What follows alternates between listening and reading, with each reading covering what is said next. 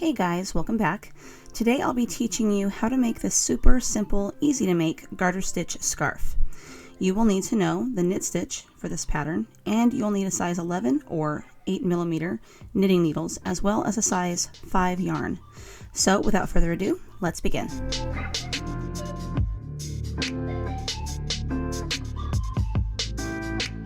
Hey guys, so far those who are just learning knitting with me, this will be your very first knitting project. If you're just here wanting to make a simple quick knit regardless of your skill level, then this video is for you too. Today I'm using a color made easy by Lion Brand Yarns in the color Mineral Yellow, and I'm going to be using these wonderful clover knitting needles, size 11 or 8mm, and these are the perfect size for this particular yarn. This is a size 5 weight, not 4 weight, and so it's going to make a nice, really chunky, comfortable scarf. You also need a pair of scissors and a yarn needle, and we will go ahead and get started. So the first thing that we're going to do is make a slip knot, and then we're going to insert our needle. Now for the knitted cast on, we're going to use the other needle for this. You're going to insert the working hook up underneath the leg here of this first loop, and then using the working yarn, not the little tail, you're going to come around in between like you were knitting a stitch, pull that up,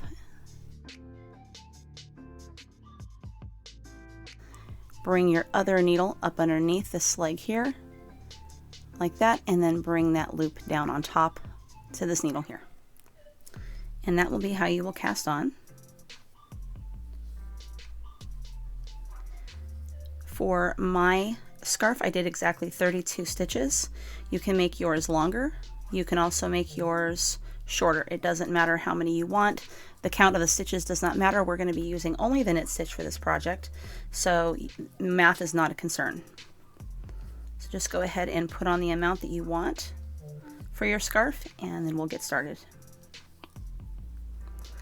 Okay, so if you have done 32 stitches like I did, then this is what it's going to look like. Make sure you have the count that you want, because this is going to make a pretty wide scarf. This is going to make almost like a blanket scarf for you. The first thing we're going to do is enter the working needle into the leg here, make our first knit stitch, and push that up and onto the needle there. And then we're just going to continue to make knit stitches all the way across to the end of the row. Your very first row is always going to be a little harder because the stitches are a little tighter. So once we get past this row here, this foundation row, then the next row will be super easy to knit.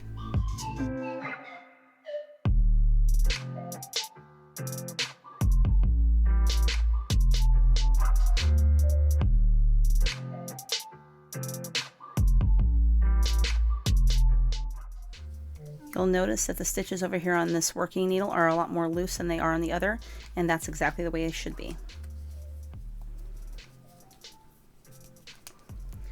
Try to keep your stitches a little close to the end of the needle on this side so that you can get them off easier.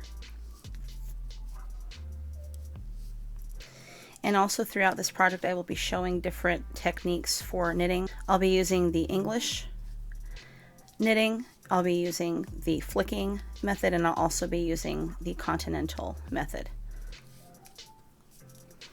for those of you who like different styles.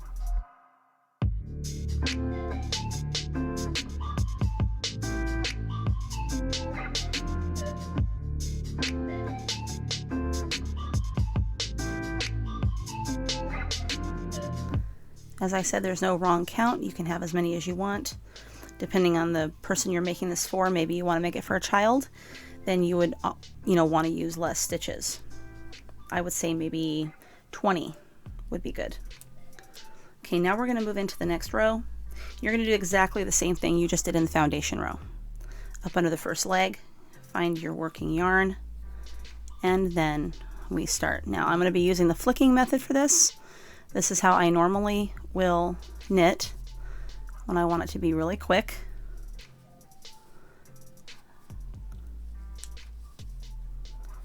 And you're going to knit all the way to the end of the row exactly the same way. Your stitches should be much more loose and much more easy to work. And I'm sorry y'all, this is a little hard on camera. It's much easier when it's just sitting in my lap. And the flicking method, if you're curious as to what that is, it's where your hand holds on to this needle and it never leaves the needle. Your finger does all the work. So your finger goes around and brings the stitch, whereas your fingers below here never leave the needle. So if you're doing English knitting, your hand never holds on to this unless you want to. So you're holding onto the yarn this way and bringing it around, and then you can hold on to the needle again. This method is much slower, so you might not be interested in that. Flicking for me is much faster, and to me it's a little bit more accurate. It helps me with my tension as well. And then the next row I'll show you how I do continental knitting for knit stitching. So go ahead and finish this row and I'll meet you at the end. Okay, so I'm at the very last stitch of this row. I'm going to go ahead and work it, and now my needle is free. Turn your work around, and then we're going to work back the other direction. Now I'm going to show you how I do the Continental style. This is really great for people who like to crochet a lot and maybe were never able to pick up the English or flicking styles for knitting. Sometimes people have a hard time with holding the yarn in this hand versus the hand that they use normally for crocheting. So this actually was very easy for me as a crocheter. What I do is I pick up the yarn like this, I hold it like this, bring my forefinger up underneath the yarn and just kind of do this with it. Now my fingers are going to hold on to the needle here, and then I'm going to go ahead and go up underneath this stitch. This is the hardest one to do. You kind of let go of that yarn a little bit, get the needle up underneath of it, and then pull it through. And all the while your thumb is holding the stitch on the needle so it doesn't come off. And then you just let it go onto the other needle. And then you just keep doing that. Go up underneath, grab the yarn from behind, and bring it in. Underneath, grab the yarn from behind and bring it through. Under the leg, grab the yarn and bring it through. The first stitches are a little harder, so you have to kind of really work with it if that's the technique that you'd rather use. For this, I will say that continental knitting is much faster, so if you're looking at learning faster knitting, that is definitely the technique you want to learn. Either, continental or flicking, those are the easiest that I have come across so far. So anyway, you're just going to go ahead and knit this row as you would, and you're just going to knit every single row until you get the length of the scarf that you want. There is no right size, just make it the size that you want it to be. So go ahead and finish this row, go to the next row, continue knitting every single row, as I said, for the length that you want your scarf, and I will meet you when I am finished with my scarf. Okay, so as you can see, I am actually at the end of my yarn here. So what I'm going to be doing is adding in more yarn, and I'm going to teach you guys how to do this. Okay, so you're going to want your other needle, go up underneath that first leg there, and then grab your new yarn. So yes, you're going to need at least 2 skeins of the yarn that we started using.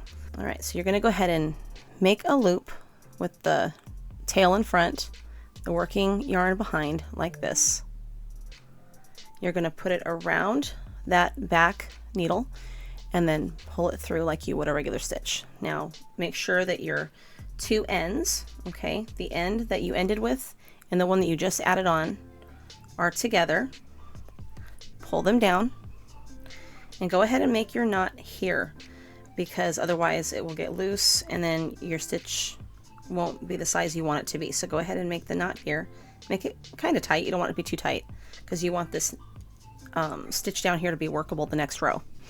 All right, so go ahead and get your ends out of the way, and working with your working yarn, we're just going to continue with the scarf. And I'm going to go ahead and let you guys finish and then get to the end, and then when you're at the end I will show you what we are going to do next.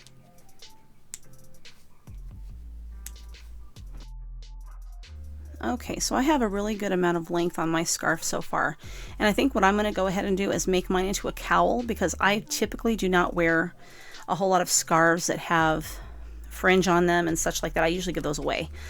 But with this particular one, I like the color and I like the feel of it. It's very squishy, and I like the fact that it fits really any size person. So what I want to do is make mine into a cowl. But the first thing I'm going to do, of course, for the sake of this video and sake of time, I'm going to go ahead and show you guys how to bind off so that you can do this part with me. And then binding off basically just means that you're taking the stitches off. Right now these stitches are called live stitches, meaning that they are still workable, and if you were to pull your needle out right now the way that it is, you'd lose all your stitches. So we need to get the stitches off the needle, and the way we're going to do that is as follows. We need to make sure our yarn is in the back, as always when we do knitting, and we want to pretend like we're knitting. Okay, actually we're going to knit 2 stitches. So we're going to go and knit 2 stitches on this final row. And now to bind off, what you do is you go up underneath the first stitch here with that non-working needle, pull it up over the top of the other loop, and then you pull that loop off onto the needle. Now you've just decreased by 1. Now you're going to go ahead and knit again for another 2. The one here, you're going to pop that needle up underneath of that leg, pull it up over the other loop, pop that loop onto the working needle, and you have 2 gone. And this is how you're going to continue to do all the binding off all the way across. Do the knit stitch, go up underneath that first one, go up over the top of the loop, and then push that loop down on top of the working needle. Let's do that again together, because I know for a lot of you this is brand new. Okay, so make sure you knit 2. With the non-working needle, you're going to go over here up underneath the loop, pop it over the top, the loop that's still there, put it onto the working needle as such. And then just keep doing this. Always the second needle over, or the second loop over, you're going to pull up over the other loop like that. And this again is called a bind off. So you'll want to do this all the way to the very last stitch until you only have 1 loop left on your needle. So go ahead and do this on your own. You can always backtrack to where we started this, take down the timestamp of when I started doing the bind off, and go back when you need to. Rewatch it if you have to. It's very simple. There's nothing hard about it. So just go back and watch it if you need to, and I will meet you at the last 2 stitches. Okay, so I am at the end here where I'm about to knit off that very last loop, and I have 2 stitches. And just as we have with the others, we're going to go to that back loop there and pull it up over the front loop, and then we are done. Now we want to go ahead and get our scissors. And you want to cut off a generous amount, because we are going to be, well, I'm going to be sewing this up. If you are not sewing up your scarf, if you have it long and you want to leave it open to drape around your neck, and drape it around a couple of times, whatever, just don't worry about a really long loop, because you won't need it. Now, if you have a crochet hook available, I would use it here, but you don't necessarily have to. I've got this one right here. I'm just going to kind of use it, but pull your loop out and you can grab it like this, or you can use a crochet hook and go into the loop and grab that yarn and then pull it through this way. So either way it works, whichever works best for you in the moment.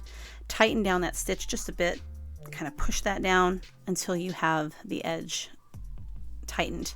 Okay, now your stitches are no longer live, they are now bound off, and you are ready to start sewing if that's what you choose to do. Or you can go ahead and add fringe, and if you want to add fringe, what you should do is just go underneath. So here's your bind off row. So you'll want to start with the row underneath that has more opening through it. And just find even spots to add your fringe. It really just doesn't matter where you go with it. So long as your fringe is even, nobody's going to see it, no one's going to care, no one's going to be looking closely at it. Only you know. And you know, handmade items, there's a lot of inconsistency in handmade. So, I mean, even if you have like indiscrepancies, like say in your fabric here, maybe it doesn't look like it's 100%, you know, maybe this stitch here isn't very tight, or that's going to happen with tension that you have with your hands. If you were doing this on a machine, machines have much more consistent tension, so you're probably not going to have those indiscrepancies. However, if you are using your hands, you know, our hands ache, they start to, you know, you lose the tension. So don't feel bad if that's normal. That's absolutely 100% normal for handmade knits. So anyway, I'm going to go ahead and sew mine up and make a cowl out of it. But you guys can go ahead and do whatever it is you want to do. You can, like I said, you can add the fringe, you can add pom-poms, whatever you want to do at the end of your scarf. I'm going to go ahead and end the video here so that you guys can do as you wish. And I hope that you guys will share your photos of your finished products with me. If you have any questions about the way we did this knit, go ahead and leave me a comment below, or you can send me an email at fibertheory@yahoo.com, and I will answer you back right away as soon as I get it. If you have any problems with the knit stitch, please don't hesitate to ask. It could be your tension, it could be maybe you're knitting too tight, maybe you're knitting too loosely, so that could be a tension issue. If you for some reason are having a hard time with the knit stitch, you can go back through my channel to where I teach how to do the knit stitch, and I will put that video at the end of this video here in the end card, so you guys can go in there and click it to watch it if you need it. And then you just come back and do this project. But I hope you guys will share your pictures with me. And if you like this video, go ahead and leave a like. And if you don't enjoy it very much, go ahead and leave me a comment and tell me why. Unfortunately, the thumbs down really don't do anything to help me. I don't understand why they're there. So yeah, if you have any suggestions for me, then please let me know. Otherwise, this particular project, I'm not going to finish off with you guys because I'm leaving it up to you to finish how you want to. Just so long as you understand how the fabric is made, how the knit stitch creates a garter stitch to make the end product. And I hope you guys love it and you wear it, and maybe you make some for other people. And yeah, so there you go, guys. Thanks for watching, and I hope you guys have a great day, and I'll see you in the next video. Bye. Thank you guys so much for watching.